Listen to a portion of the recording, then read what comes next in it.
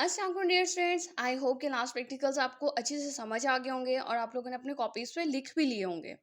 ठीक है, अब हम लोग आज स्टार्ट करने जा रहे हैं ऑर्गेनोलेप्टिक एवेलुएशन ऑफ गार्लिक। मैं यहाँ पर आपको एक दफ़ा फिर से रिपीट करवाती चलूँ कि ये आप लोगों के experiments according to your new courses हैं। ठीक है, वो कोर्स वो सिलेबस जो कि अब दोबारा से रिन्यू हुआ है। ठीक है, जो एनटीएस ने सिलेबस भेजा था उसके अंदर फार्माकोग्नोसी के प्रैक्टिकल्स वो चेंज हैं आपके पिछले सालों की निस्बत।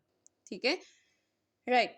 एक्सपेरिमेंट नंबर 12 आपका है ऑर्गेनोलेप्टिक इवेल्युएशन ऑफ गार्लिक। लिखने से पहले आप लोग इस पेपर ये जो लाइंस वाला पेज है इसके इस साइड पे आप लोग एक मार्जिन लगाते हो। ठीक है, मार्जिन यानी कि लाइन ड्रॉ करोगे और ये लाइन जो है वो आप मार्कर से भी कर सकते हो और पेंसिल से भी कर सकते हो। ठीक है, जबकि इसकी ऑपोजिट साइड पे यहाँ पर रेड कलर की लाइन लगी हुई होती है। इसके ऊपर दोबारा से लगाना चाहो तो आप पे डिपेंड करता है, नहीं लगाते तो कोई मसला नहीं होगा। गार्लिक कॉमन नेम जिसको आप लोग कहते हो एलियम या फिर लहसुन। ठीक है, बायोलॉजिकल सोर्स की बात करते हो तो आप कहते हो एलियम सेटिवम। आप लोग बायोलॉजिकल सोर्स में पहले वर्ड का पहला लेटर जो होगा वो हमेशा कैपिटल आता है और दूसरे का आप हमेशा स्मॉल लिखोगे। ठीक हो गया, एलियम सेटिवम आ गया। इसके आगे आप कहते हो family, it belongs to liliaceae family. Liliaceae family से बिलोंग करता है। पार्ट यूज, इसका कौन सा हिस्सा इस्तेमाल करते हो आप? इसके राइप यानी पके हुए बल्ब्स यानी कि जो उसके जवे होते हैं वो इस्तेमाल करते हो। हैविंग बल्ब स्केल्स, जिसके ऊपर बल्ब स्केल्स मौजूद होते हैं। राइट, फिर हम लोग केमिकल क्लास की बात करते हैं। आप कहते हो वॉलेटाइल ऑयल से बिलोंग करता है ये भी। केमिकल कॉन्स्टिट्यूएंट्स की बात करें तो कहते हैं इसमें एलिन मौजूद होता है और एलिसिन। ठीक है, इसके अंदर वो जो एक स्पेसिफिक स्मेल होती है, जो इसको हम कहते हैं इसकी अपनी जो खुशबू है, ओडोर है, स्मेल है, वो किस वजह से होती है? Due to presence of allicin, allicin की मौजूदगी की वजह से होती है। यूजेस की बात करते हो, कहाँ कहाँ इस्तेमाल करते हैं? हम इसको स्टिमुलेंट के तौर पर इस्तेमाल करते हैं। ठीक है, यानी तहरीक देने वाला, भूख बढ़ाने वाला। कार्मिनेटिव के तौर पर इस्तेमाल करते हैं, यानी कि आपके इंटेस्टिनल ट्रैक में जो गैस होती है उसको ख़त्म करने के लिए हम लोग इस्तेमाल करते हैं। फिर आप कहते हो कि फ्लेवरिंग एजेंट के तौर पे खुशबू और जायके के लिए इस्तेमाल करते हैं हम अपने फार्मास्यूटिकल्स में भी और खानों में भी।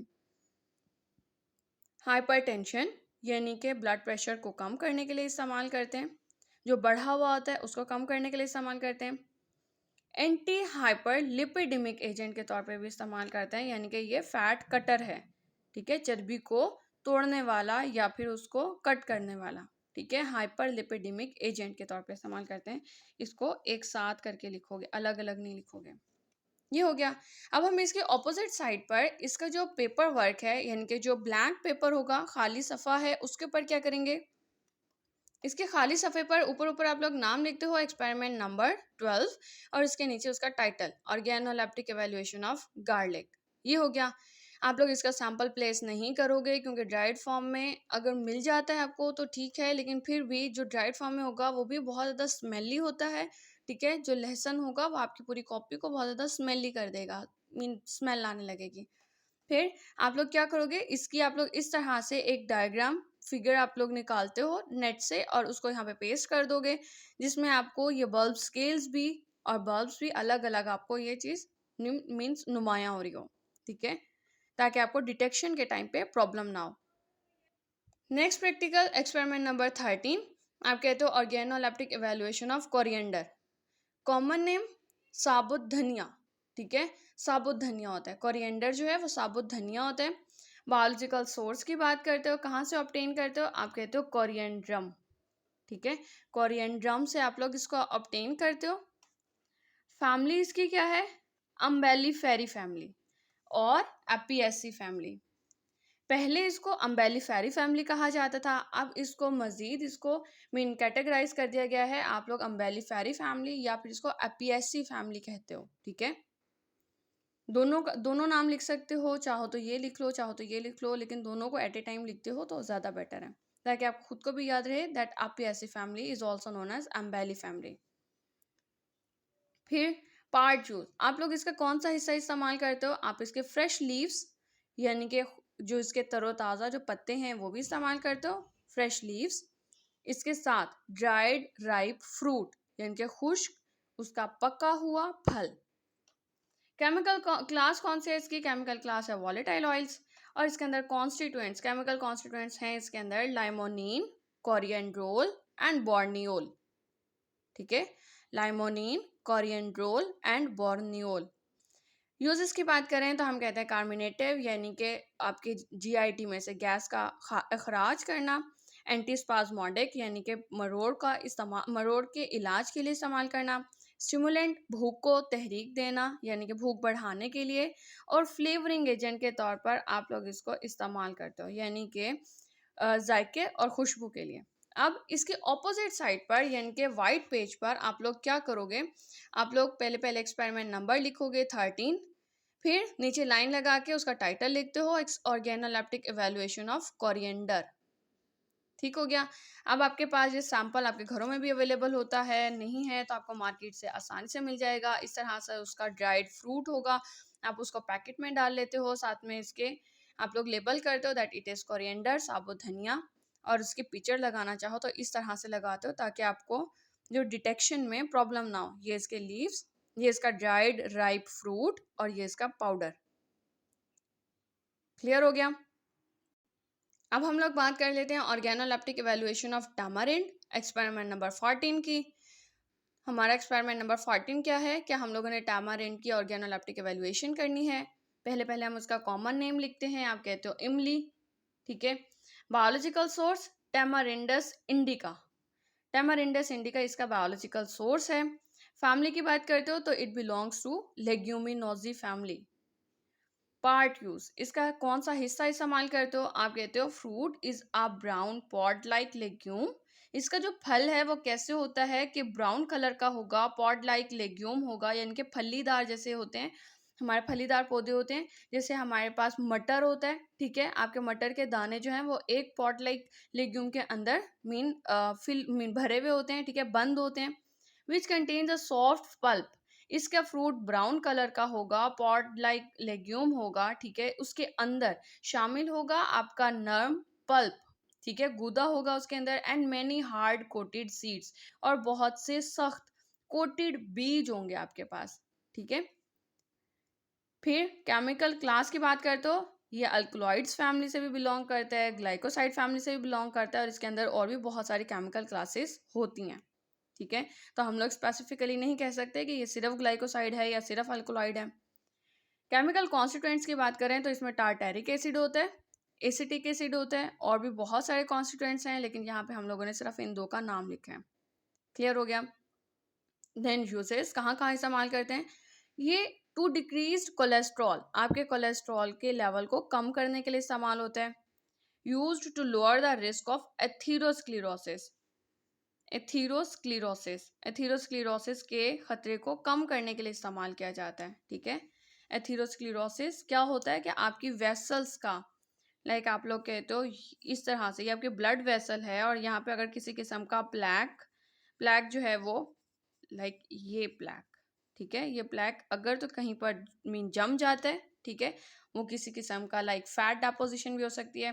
और अगर वो चीज़ कहीं पर जम गई है और उस चीज़ को वो बढ़ती चली जाए, ठीक है, तो वो ब्लॉकेज पैदा कर देती है आपकी वेसल के अंदर। It is called atherosclerosis. आप लोग कहते हो इसके रिस्क को कम करने के लिए हम लोग इमली का इस्तेमाल करते हैं।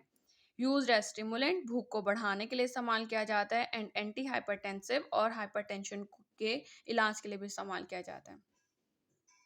इसके ऑपोजिट साइड पे वाइट पेपर पे आप लोग एक्सपेरिमेंट नंबर 14, फिर आप लोगों को अगर मिल जाता है सैंपल, वैसे इसका सैंपल इजीली अवेलेबल होता है लेकिन ये ड्राइड फॉर्म में नहीं होता। ठीक है, तो आप लोग क्या करोगे? अगर आप लगाना चाहते हो तो आप लोग लगा लो इसको, लेकिन इस चीज़ का ध्यान रखना कि आप लोग प्रैक्टिकल से करीब करीब लगाओगे, क्योंकि ये ना हो कि ये मीन डिस्ट्रॉय हो जाए, ख़राब हो जाए और आपकी कॉपी को भी ख़राब करें।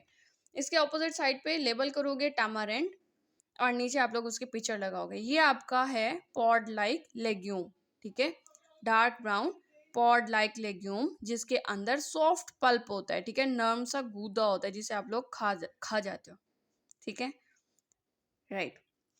इसके साइडों पर आप लोग अपने मार्जिन्स लगाओगे। ठीक है, दोनों साइड पे आप लोग पेंसिल के साथ मार्जिन्स लगाते हो। ठीक है, next practical experiment number 15। Experiment number 15 हमारा है organoleptic evaluation of capsicum. It's capsicum, ठीक है। कॉमन नेम हम लोग इसको आम जुबान में या फिर हम लोग कहते हैं कॉमनली या उर्दू जुबान में हम लोग इसको शिमला मिर्च का नाम देते हैं।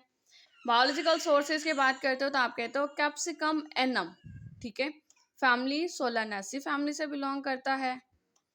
पार्ट यूज आप लोग कहते हो फ्रूट्स हैविंग सीड्स, हम लोग इसका फल इस्तेमाल करते हैं जिसके अंदर इसके बीज भी मौजूद होते हैं। केमिकल क्लास की बात करें तो इसके अंदर वॉलेटाइल ऑयल्स होते हैं और इसके साथ इसमें ओलियो रेजिन्स होते हैं, ठीक है। और इसके साथ साथ कैरोटीनॉइड्स भी मौजूद होते हैं। क्लियर हो गया। फिर आप लोग कहते हो कि केमिकल कॉन्स्टिट्यूएंट्स इसमें, और इसके अलावा ये केमिकल क्लास हो गई आप लोगों की, ठीक है। फिर केमिकल कॉन्स्टिट्यूएंट्स की बात करते हो तो इसके अंदर कैप्साइसिन होता है, CAPSAICIN, कैप्साइसिन, या फिर कैप्सिनॉइड होंगे या फिर कैप्सिएट होते हैं, ठीक है। ये वो केमिकल कॉन्स्टिट्यूएंट्स हैं जो इसके अंदर बहुत ज़्यादा मिकदार में पाए जाते हैं। यूजेस हम लोग इसको कहाँ कहाँ इस्तेमाल करते हैं, हम लोग कैप्साइसिन को इस्तेमाल करते हैं मिग्रेन के अंदर, या फिर हम लोग कहते हैं कि हम लोग यूज़ करते हैं इन डाइजेस्टिव प्रॉब्लम्स, यानी कि हाजमे का जो भी मेन प्रॉब्लम्स हैं, इश्यूज़ हैं, उनके अंदर भी हम लोग इसका इस्तेमाल करते हैं। Also use in clotting disorders, clotting disorders में भी हम लोग इस्तेमाल करते हैं इसके कॉन्स्टिट्यूएंट्स को, राइट। और लास्ट में हम लोग कहते हैं कि कैप्साइसिन को हम लोग इस्तेमाल करते हैं इन मिग्रेन, ठीक हो गया। ये बात वही रिपीट हो रही है तो आप लोग इस चीज़ को नहीं लिखोगे, ठीक है, लास्ट लाइन को नहीं लिखोगे, बात वही चीज़ रिपीट हो रही है। इसके ऑपोजिट साइड पे आप लोग एक्सपेरिमेंट नंबर 15 नीचे लाइन ड्रॉ करके आप लोग मेंशन करोगे ऑर्गेनोलेप्टिक इवैल्यूएशन ऑफ कैप्सिकम, और फिर इसके आपको ड्राइड सीड्स मिल जाएंगे, ठीक है। आप लोग इसका फ्रूट नहीं लगा सकते और ना ही आपको ड्राइड फॉर्म में मिलेगा। सीड आप लगाना चाहो तो आप लोग पूरी तरह से उसको पहले ड्राई करोगे और फिर लगाओगे, ठीक हो गया। अगर इसका आप लोग सैंपल नहीं भी लगाना चाहो तो कोई इशू नहीं है, लेकिन आप लोग इसकी डायग्राम ऐसी लगाओगे जो आपको मीन आपको पहचानने में आसानी हो। क्लियर है। आपके पास कैप्सिकम रेड कलर में भी होती है, येलो कलर में भी होती है और ग्रीन कलर में भी होती है। क्लियर हो गया। हमारी ऑर्गेनोलेप्टिक एवेलुएशन जो थी वो यहाँ तक कंप्लीट हो जाती हैं। इसके आगे 2 प्रैक्टिकल्स आते हैं, टैनेंस और क्रोमेटोग्राफी। इंशाल्लाह हम नेक्स्ट टाइम उनको कवर करेंगे। आई होप कि आपको प्रैक्टिकल सही से समझ आ गए होंगे और आप लोग अच्छे से अपने कॉपी पे लिख लेंगे। अगर आपको फिर भी कोई क्वेश्चन हो तो आप लोग मुझसे कमेंट सेक्शन में क्वेश्चन कर सकते हैं। Thank you so much. अल्लाह हाफिज़।